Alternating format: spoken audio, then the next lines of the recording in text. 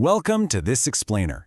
Look, today we're diving straight into how you can protect your most valuable data and virtual assets in our incredibly hyperconnected world.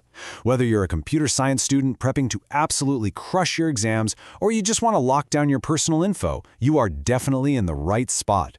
We're going to explore the fascinating realm of digital currency, and, more importantly, the hidden threats trying to breach your defenses every single day. So here's our game plan for today. We'll start off with digital currency and blockchain, then map out the landscape of cyber threats, unmask some nasty malicious software, compare phishing versus farming, stock up your cybersecurity arsenal, and finally, lock in some proactive habits for ultimate protection. Let's get to it. All right, jumping into Section 1, digital currency and blockchain. First things first, we really need to understand the modern assets we're trying to defend. Now, let's look at these stark contrasts between traditional digital currency and cryptocurrency. Think about the money you zap around using Apple Pay or PayPal. That's traditional fiat currency, tightly controlled by central banks and heavy government regulation. Cryptocurrency, it's a whole different beast. It operates on a totally decentralized network. There's literally no central server running the show. Instead, the community makes the rules. And rather than your transactions being locked away in some private bank's vault, the ledger is actually publicly trackable by anyone. So the real magic making this decentralized system work is the blockchain. You can think of it as this massive, indestructible digital ledger. Rather than relying on a single bank to keep the record straight, this decentralized database tracks and stores every single transaction securely using complex cryptography, completely spread out across an interconnected network of computers. It's actually brilliant how this works. Think of a blockchain like an unbreakable digital fingerprint. Here's the 4-step breakdown. First, when a new transaction happens, a new block of data is created. Step 2, that block is packed with the transaction data, its own unique hash value, and the hash of the block that came right before it. Step 3, this mathematically links them all together, creating a chain all the way back to the very first one called the Genesis block. And step 4, the security. This is the best part. If a hacker tries to alter the data in just one block, its hash instantly changes, which totally invalidates the rest of the chain. Moving on to Section 2, the landscape of cyber threats. Now that we know what we're protecting, let's see how the bad guys actually try to break in. This table maps out the primary invaders we're up against. You've got brute force attacks, hacking, social engineering, and things like DDoS attacks.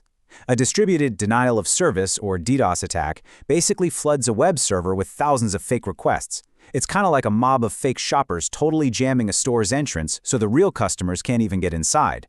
The goal isn't to steal data, it's just to crash the system. Then you've got data interception. This is where attackers use packet sniffers on wired networks, or a wireless technique called war driving, just to snatch your confidential info right out of thin air while it's in transit.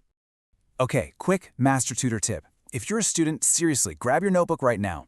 When you're describing brute force attacks on an exam, use the exact phrase, repeatedly entering combinations to guess passwords. Simply writing trying to guess might not get you full marks. A brute force attack isn't just a hacker sitting at a keyboard guessing your pet's name. It's automated software relentlessly entering every possible combination of letters and numbers until it forces its way in. Precision is absolutely crucial here. All right, let's pivot to Section 3, unmasking malicious software. We're going to zoom in on the specific malware weapons these attackers use. It is absolutely vital to understand the technical difference between a virus and a worm. A virus is kind of lazy. It needs an active host file to cause its malfunctions. It waits for you to actually run the infected program. A worm, on the other hand, it's a standalone nightmare. It doesn't need you to click a thing. It actively crawls through weak networks, self-replicating and spreading entirely on its own. Then we have the Trojan horse. Just like the ancient myth, it tricks you into executing it by masquerading as something completely legitimate and safe. You might think you're downloading a cool new game or a handy utility app, but hidden deep inside are malicious instructions disguised as legitimate software. Next up are spyware and adware, and man, both are incredibly invasive. Spyware is the quiet one. It gathers your personal data, like secretly logging every single key press to steal your passwords, and sends it to the attacker. Adware is way more in your face. It floods your screen with relentless, unwanted promotional pop-ups. It's not just annoying, it's actively hijacking your system. The final major piece of malware we need to cover is ransomware, and this one is genuinely terrifying. Usually sneaking in via a Trojan, it aggressively encrypts all your data, essentially holding your digital castle hostage until you pay a ransom. And the harsh reality? Even if you pay up, the damage to your files is often completely irreversible. Section 4. Phishing versus farming. Let's break down two very deceptive social engineering traps that confuse a lot of people. This side-by-side comparison clears it right up. Phishing relies on human trust. It's when you get a fake email that looks official, demanding you click a link. It requires you to make a mistake and take action. Farming, though, that's way more insidious. Malicious code is used to poison the DNS cache. That means even if you type the 100% correct web address into your browser, you are automatically redirected to a fake site. No bad clicks required, it just happens behind the scenes. Okay, enough about the threats. Section 5. Your cybersecurity arsenal. It's time to fight back and build up those fortress walls. First up in your arsenal is a proxy server. Think of it as a helpful middleman between you and the web server. By stepping in the middle, it hides your actual IP address. It also uses a cache to speed up your access to websites you visit often. Plus, because it's absorbing the incoming traffic, it acts as a massive shield to help prevent those DDoS attacks we talked about earlier.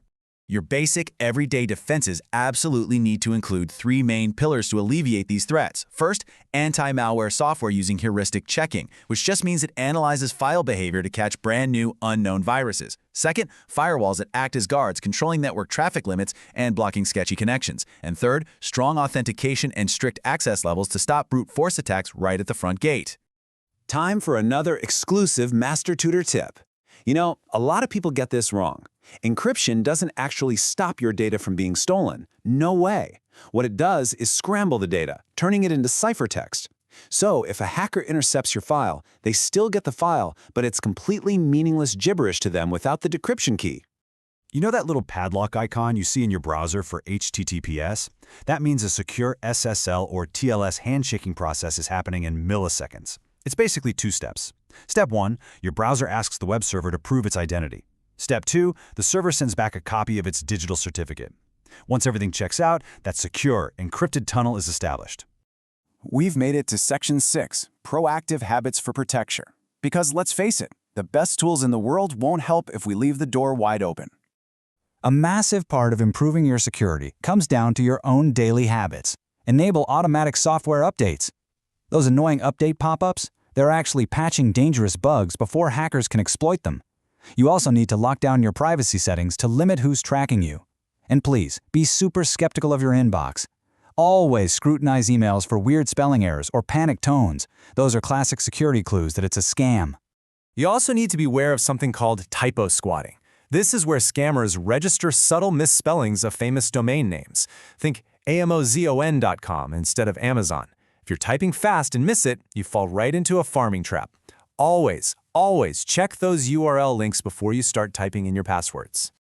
So this brings us to the big question. Are you leaving the gates to your digital castle wide open, or are you ready to lock down your data today? We've covered the whole shebang, from how blockchains work to unmasking malware and outsmarting social engineering traps. The knowledge to secure your virtual assets is literally right in your hands now. So take action, double-check your defenses, and keep that digital castle completely impenetrable. Thanks for checking out this explainer.